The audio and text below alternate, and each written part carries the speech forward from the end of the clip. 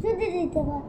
সকাল থেকে পড়েছে যে মেলা, এখন আমি তোমার ঘরে হচ্ছে শুধু পড়া তুমি বলছো দুপুরে এখন যাবে না, সত্যি হলো তাই। একদিনও দুপুরবেলা হলে বিকেলবেলা মনে করতে নাই।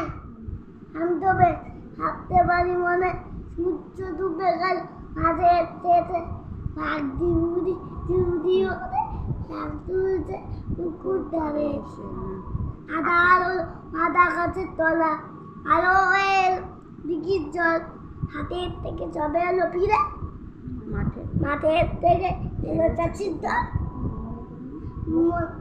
মনে করো না উঠলো তারা উঠলো চাঁদের তারা।